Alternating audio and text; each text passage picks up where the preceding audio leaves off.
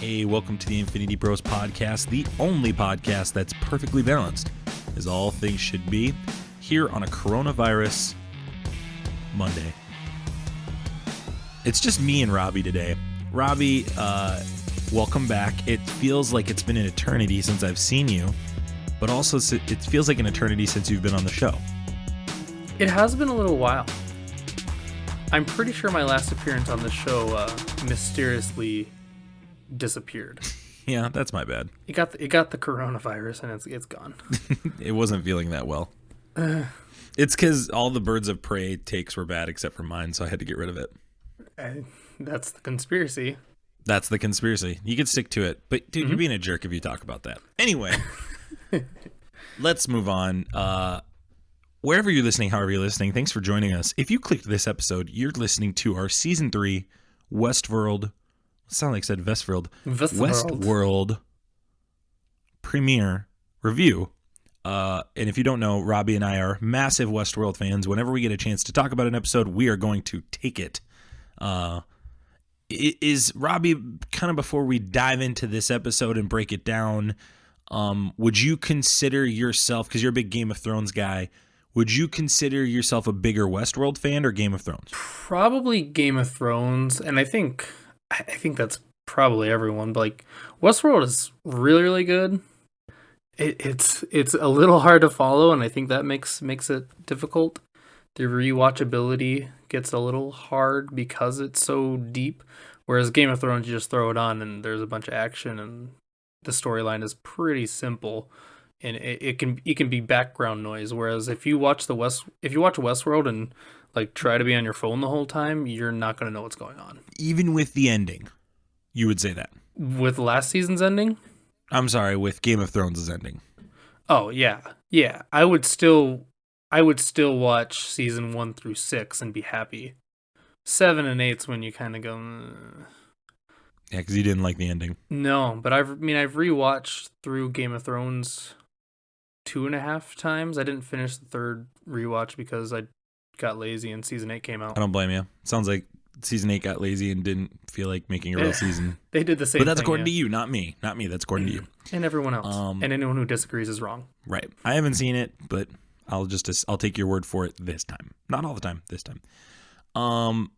We're grateful you're with us. We're a podcast about film and pop culture and comic books and all those kinds of things. We're going to just do a Minisode today on this show.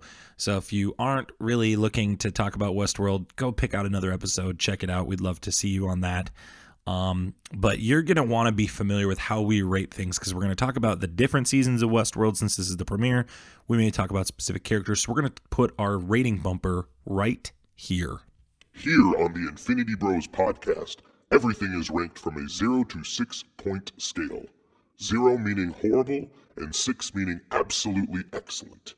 If all of the Infinity Bros rank something a 6, it gets an Infinity Step. And also, 2, this is going to be a complete spoiler review of this episode. So if you have not seen Season 3, Episode 1 of Westworld, and you're planning on watching it, I suggest you pause, go watch it, come back. But for now, we're going to put a spoiler bumper right here. This is... Prepare yourself. An Infinity Bros. Prepare yourself. Spoiler. Warning. All right. Robbie, what is your rating before we even break down this episode? And we were talking pre-show, how do you break down a Westworld episode? I think you kind of just go where you want to go, and kind of that's how the show works, right? But could you give us your rating of seasons 1 and season 2? Season 1 I absolutely loved, and I think that's the draw for everyone, because season 1 you're just like, oh, Westworld, they're robots and people do whatever they want. It's like a fantasy world, and oh, they're uprising. And it was much easier to follow, even though and now I can compare it to The Witcher, because The Witcher kind of did the same thing. And I was thinking about this earlier, where the timelines are different, but you eventually get to the true timeline at the end, which is kind of what The Witcher did that people complained so much about. But I think Westworld did it much better. First season is a 6. I thought it was pretty self-explanatory to follow. The character development was amazing. It has everything you would want, especially if you like westerns or if you like sci-fi. Season 2 was tougher for me to follow. And I think it was tougher for everyone to follow because I know right after that one came out, there was like a bunch of here's how Westworld season 2 makes sense, recap videos and stuff like that. So season 2 was a little tougher. I think some of the big scenes might bump it up a little bit. So I think I'd give it a solid 5. It's not as good as the first season though. Yeah, I would say season 1 is a 6. It's one of the best seasons I've seen in a long time. Wonderful show that season. That season was so much fun because you didn't know where it was going to go, and it really just aligned perfectly, it felt like, at the end. Season 2 to me is more of a 4.5. I had a lot of fun with season 2. Thoroughly enjoyed the season, but I would agree. I think there was some struggles with storytelling. I think some beats that they were trying to hit just weren't feeling the same. The analogy I've heard somebody use is they tied up too many knots and you couldn't get the knot undone. Like in the first season, that makes sense. It was easy to pull that string out, whereas in the second season, didn't feel as much. So what is your expectation going into this season, Robbie? Are you looking for it to bounce back from season 2, recapture season 1? Like, what are you looking for? I think it's going to bounce back, and I think based off the first episode, I think you kind of get that feeling. But we're obviously in we're in the real world. We're in not really a different world. We're in the real world now, where these cyborgs, I guess you would call them, are becoming coherent to their own existence, and now they're striking back. And I think based off the first episode, this season is going to have a much more linear storyline, and we're going to be able to follow much easier. But the stuff that's going to happen is going to be bigger, on a bigger scale, if that makes sense. Yeah, I would agree too. I guess for me, when I looked at this season, knowing where they were going to deal with the everyman versus the top 1%, which is how the first 2 seasons were, I was expecting more realism. And they gave in this episode in particular, they did a great job with Aaron Paul's character of just like Caleb creating some hope. And that's really what I want. I want Delores to struggle with the people she encounters, and this episode did a great job of that. Just even with the wife and the abused wife at the beginning of the episode, and the guy she's dating, to find out that he's not really the big bad behind the scenes, right? Right. And that's what I want. I want her to come to a moral dilemma of, who am I really attacking here? Because I don't like Delores being a villain, and I felt like that in this episode, in particular, not to jump too far ahead, that she was such a villain, and the previous 2 seasons, she felt like a vigilante. You think so? Because that's the thing with her. Like, first season, yes. Like, she turns into that vigilante character, but the second season, she's not a good person. When she turns when she's Wyatt, what's happened to her, right? Like the first scene in the whole show is her getting essentially raped and killed, right. And I have a hard time being against her, and I think that's what was my issue with this episode. We'll break that down in a second, but real quick, Robbie, what would you give your rating of this episode before we dive in? I hate just handing out 6s, like everything just gets a 6, you know? And this one is tough because like you're almost trying to nitpick it just so you can bump it down to like a 5.5. I don't really have a reason to bump it down to a 5.5 though, so I kind of have to give it to 6, even though I don't think like anything major happened. But like to put Westworld back on track, I think this episode did that, and it's very easy to follow for someone who, like I did, had to watch like a 20-minute recap video of season 2 just so I kind of remembered what was going on and could piece everything together. And then you jumped into season 3 and it's like, oh, this all makes sense now. I get what's going on. I get why Bernard or Arnold or whatever you want to call him is here. I get why Delores is here. And then you get the new character in Aaron Paul as Caleb, giving you that real life aspect of it. So yeah, I think I have to give it a 6. I think it deserves a 6. I almost wonder if this is the path they should have gone down with season 2. where they should have shown she was out. With Maeve, you think? No, I think continue with Delores, like almost flip everything what they did. They should have done the episode they're doing right now, but then you wonder who the person is, the girl. Like, it's a mysterious girl, right? You're following her, you don't know who she is. Then at the end, when Aaron Paul discovers who she is, it's Delores. And you're like, how did Delores get out? And then you could have gone back to season 2. I think that might have been a really cool way to storytell it, but I like the way it's going. Let's talk about some details of this episode real quick, and then we're going to kind of bounce around, because you're going to listen to, if you're listening to this, you're probably listening to a lot of reviews, and we're not going to, on this show, linearly talk about this episode probably ever, just because we want to bounce around and talk about what we want, but we also want it to be a true minisode where you feel that you're getting something different out of this. So just please understand that's how Robbie and I are going to do this, but the title of this episode, Parce Domine, is the title is translated from Latin to "Spare us, Lord, spare your people." I thought that was fascinating. Obviously, Westworld does a great job of being layered. And then Rehoboam, the device, that big central intelligence device that they have, is named after King Rehoboam from the Bible, who was the son of King Solomon and the grandson of King David. He ruled for 17 years, initially over the United Monarchy of Israel, until a civil war broke out and the 10 northern tribes of Israel separated, leaving him king of Judah in the south. I found that very fascinating. Yeah, I was going to say, was that the old Google machine that you found all that info on? Just slapped it on the Google machine, and you know how she gets. Zane right? just popped up. What do you need to know? Yeah, and Infinity Bro Zane popped out of his shell and definitely told me. No, I don't know. Because I knew I'd heard the name before, so I Googled it and then looked it up. But I think that's interesting to see the Civil War analogy. I don't know if that. Westworld's not really on the nose sometimes with that. Sometimes they're redirecting you or trying to send you another way. So I'm trying not to read too much into it, but I did find it very fascinating in regards to Civil War. Talk with me. There's a lot of big names in this too. Kid Cudi plays Caleb's buddy from War. Francis. We see Marshawn Lynch in this, Robbie. Marshawn Lynch. Do you want to know what his name was? No, what was his name? I didn't know. His name was Giggles. No way. Yeah. Brilliant.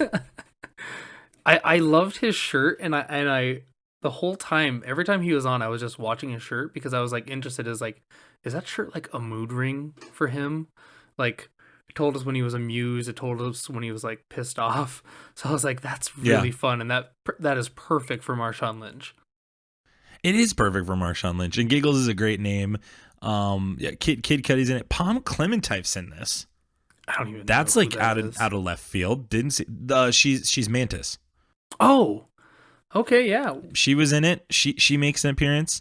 And then John Gallagher Jr. plays Liam Dempsey. And then Thomas Kretschmann, who many will know as Strucker from Age of Ultron. Oh, right. And if you think too, also the end of Captain America, the Winter Soldier. So a lot of famous people making their way in this season. Right, and HBO likes to do that. They like to throw popular artists in. Well, they have the money to throw around, might as well. Yeah. Well, and speaking of money, I have got to say it's a 6 out of 6 in regards to the way this world works and the way this world looks. Mm-hmm.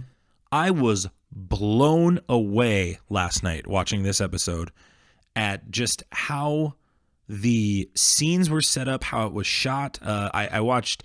Do you watch the after show thing where they have that little 10-minute featurette on how the show was made? I did not, because I watched this at 1 o'clock in the morning. Yeah. Okay. Well, they filmed in Thailand, and it's just beautiful. I mean, this is just a beautiful scene. I love their choice in creating this neo Los Angeles kind of feel. Mm-hmm. And I really gotta tip my hat. It just seems like every season they get better with their world building in this show. You say what you want about the script and the story, but the way this thing looks, HBO continues to just thrill me there. I don't know the exact number on the season of how it's going to be, but what I'm reading on IMDb is that this budget is $100 million. Jeez. And I wholeheartedly believe it. Oh, yeah, for sure. The way this looks, the way the cars look, the way the motorcycles look, The outfits that our characters are dressed in, the use of technology is amazing. And this is just always something I think about when we see these like futuristic cities. Like if you watch a Star Wars movie, and like they go to a planet and the entire planet is a city, you're just like, how does that work? That doesn't really make sense. Right. And then I really like this part of Westworld where they kind of do this world building where you kind of get to see the infrastructure, you get to see like why things are the way they are, you get to see how people get around most of the time. Like there was that time where the guy was like talking to Caleb and like he was like, you know how to drive one of those things? 'Cause it was like a car that actually had a steering wheel, and it was still like a futuristic car, like to on our level, but to them it's like, well, that car has a steering wheel, that doesn't make sense. Like they did a lot of world building and fitting it all together, even with Bernard. Does he go by Bernard in this one? He goes by something. He is going by Bernard Lowe, yes. So in this one, like they're like making like makeshift cattle kind of things, like they show how the world works. Whereas a lot of times when you get these big sci-fi shows, you just get to see a really cool city and you don't really know why it's like that. It's just like that. Where this, you're actually in the city and you're kind of part of that world, and I think that's a big thing that Westworld does, where they world build very well. Yeah, I found the world building impressive. Speaking on Bernard real quick, I love his kind of side mission, what he's going with. I love the way that they're working his character versus his robotic character and how he's basically isolated himself. Right. I'm really eager to watch his story play out. Is he going to be the Jekyll or the Hyde, right? I saw another one. Is he going to be a hero at the end of this story? Gollum or Schmeagol. Yeah, that's another way to put it. Is he gonna be a hero at the end of all of this? Because there's clearly a big battle this is all leading up to, right? It's leading up to a civil war, like you. A civil war, essentially, right? Yeah. Dolores and Hale kind of working together, and then you're seeing Maeve kind of slowly be picked into the pieces as you watched the promo for the next episode. But I was fascinated with Bernard and how he's like working through that. He really reminded me of Hulk, to be honest. It reminded me of the Incredible Hulk and just how he was kind of like, don't hurt them too much, presses the button, he gets up and just kicks their butts, just like that movie Upgrade, right? Well, that's another thing you got to think about. Like, these are cyborgs. Like he may not look tough, but he's going to pick you up like it's nothing. I like how they're moving with Hale right now, too. They've got her kind of in control and powerful. We don't know her full intentions, and we don't even know who's taking her body, because obviously Dolores from season 2 had pulled those minds from all the different robots and is now strategically placed them in several people, or looking to place them in several different robots. The other one obviously going in Tommy Flanagan's character, Martin Connell's. Overall, I gotta say though, Evan Rachel Wood is a remarkable actress. Oh yeah, for sure. And this is some of her best work this episode. She has a full range of acting this episode that is remarkable, and I have to say, I tip my hat to her. I continue to be floored with how she can make the transition from robot to person. Jeffrey Wright does this so well as well, right? I mean, he just murders with that. I really was impressed with how those two acted and the direction that they went. Clearly they had Jonathan Nolan, who directed this episode and wrote it, clearly had a strong vision of how he wanted her to look. And maybe that is why I feel like she's more of a villain than a vigilante now, which is kind of weird for me. I was almost rooting for her last season a little bit. And I had the Man in Black my first season. I hated him. And then second season, I came to kind of be like, well, maybe I hope he wins. And now I'm like, where's the Man in Black so we can beat her up? Because you know he's going to go after her, right? And so I'm fascinated by that. Wish I would have gotten more Maeve, though.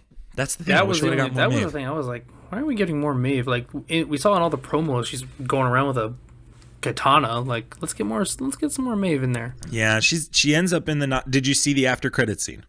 I saw it after the fact because I was just watching a video and they were like, oh, and this the War World, and I was like, the War World? What are you talking about? Like, I turned it off as soon as it was over. I think some people do miss these because they don't really promote them. But after the credits, she wakes up. She's dressed in World War II gear. She's in Nazi Germany.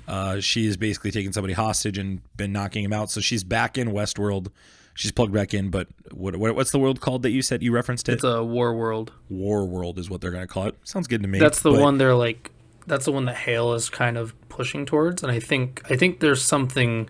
I think the reason she's pushing for that one is I bet that's the world they use to try and like overtake like the real world, because obviously all the guns and bombs and everything are in that world. So do you think they take the fight to LA, or do they push for somewhere else on the map, or even try to get as many humans as they can back to like a Westworld? Like maybe Tessa Thompson's character opens up the world for people to check it out in partnership with Delores, right? Like, where are they going with this? Like, that's the thing. I'm really excited about how I don't know where they're going. if you pay attention a lot to Delores, I think Delores just wants, like she said early on, talking to that guy that she took all the money from. I can't remember his name.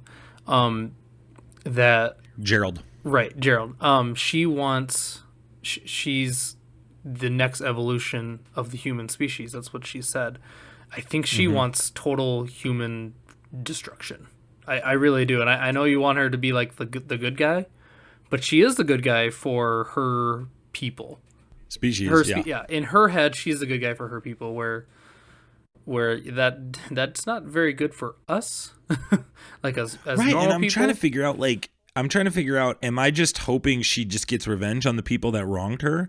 Or am I actually cheering for the robots, which is a very strange feeling for me, because season 2, I was not there.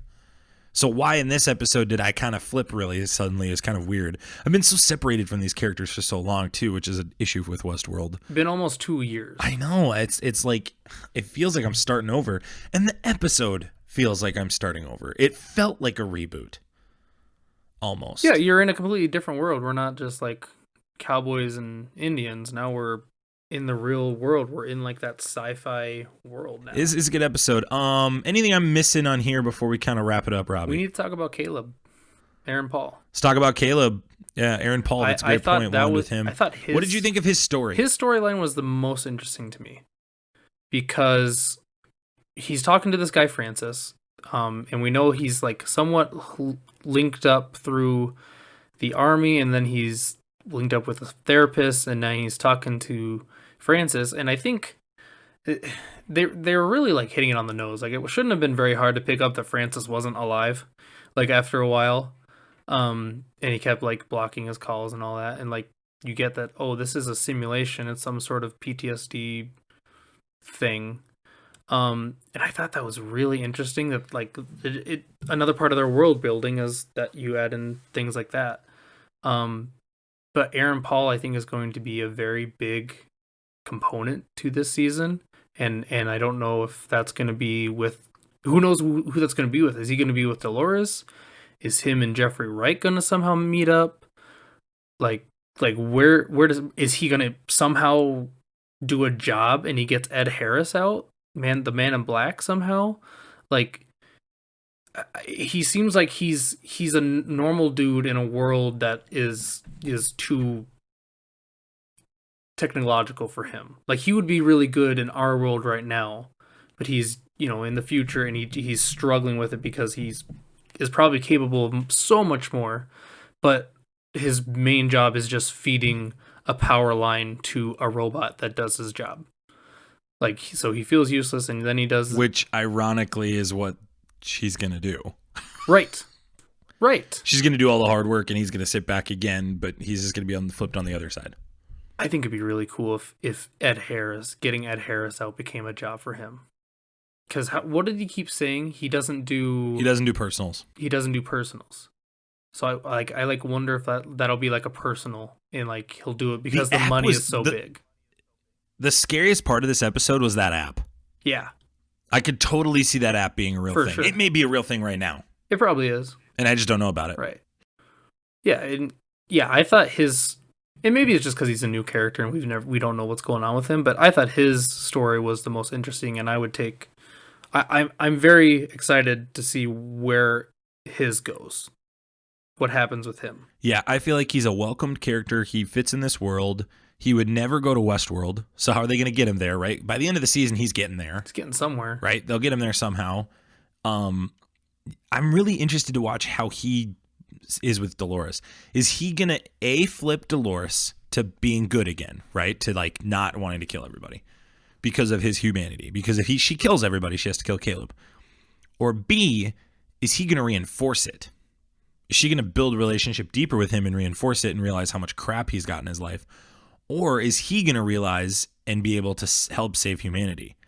There's a lot of humans built into this equation right now that they're kind of building that can actually make a difference, where it doesn't feel like that at Westworld as much. It felt like the Man in Black was the only human that could do it until obviously season 2 when we found out he wasn't human. And so, yeah, again, this is the fun part in the pickle with the show is the convolutedness of the show is like crazy. Kid Cudi did all right as Francis too, by the way. Yeah, and I'll be honest, I don't know who Kid Cudi is. If I saw a picture of him, I didn't know who that was. I just thought it was some actor. No, you're fine. I think it's just more interesting that I didn't know it was him. I don't like follow Kid Cudi religiously, but I know of him, and I thought that he did a really good job, and I was impressed with his acting. I thought he did a great job. Jeffrey Wright and Evan Rachel Wood are back. It's great to watch them act. I could watch those two all day long. Why isn't she in more stuff yet? Dude, I don't know. I've been questioning a lot. Like every time I see her in Westworld, I'm like, how isn't she like getting cast for big roles? Like Jeffrey Wright's starting to hit big roles. It's coming. Right, it's coming. And honestly, same with Thandie Newton, Maeve.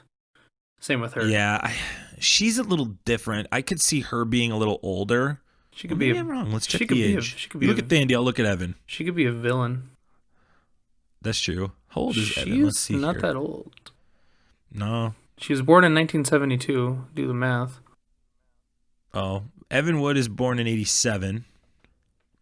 So there you go. 30s. Yeah, so 72. Thandie's only 40s. Yeah, Thandie could be a good villain. Evan Rachel Wood would be a really good. I could see Marvel maybe going after her, or even DC. I could see both could go after her. She'd be a good fit in DC's like kind of palette. Mm-hmm. If you know what I'm she saying. Has that very serious. She could very seriously been a. She could be a villain too. She could have been Wonder Woman because she has that very serious, elegant face. Actually, honestly, she's got the physique for it too. Right. She definitely could. I could have bought that. Just looking at her filmography. How do you have filmography? Like she's not in anything. Words are she's hard. not in anything. Like like on here it says known for a movie called 13 that came out in 2003. Well, and maybe this is kind of what's kind of put her out there. I'm just amazed that it's taken this long. You think by now, like it's a grind, man. She was in Frozen 2. She was a voice in Frozen 2. There you go. Yeah, it's a grind, bro. It's a grind. So, I think this is gonna be a great season. I think Westworld's back, Robbie. I think this season is gonna be better than number 2. I think it's gonna be easier to follow. I can confidently say that I think season 2 is back, and I'm super grateful for it. I'm looking forward to reviewing more episodes with you. Thanks for coming on, Robbie. Thanks for taking time for this little mini-sode. You could check out Westworld season 3 episode 1 on HBO Now, HBO Go, or you can just get HBO. I would not recommend doing that. I would recommend HBO Now. It's much easier, and the episode comes out an hour later. That's what Robbie and I do, and it's awesome. Do that. It's much cheaper, much easier.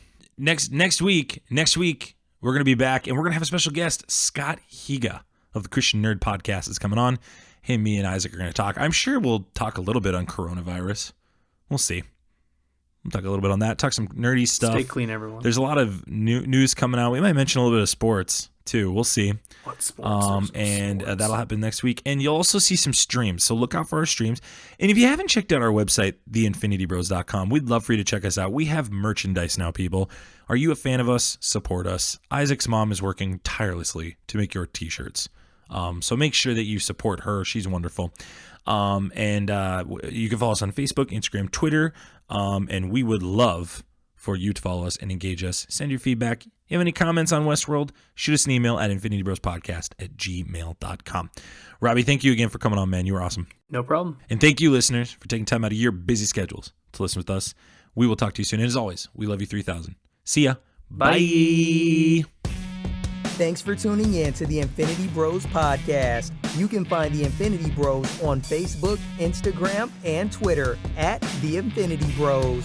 Feel free to send listener feedback via email at infinitybrospodcast@gmail.com.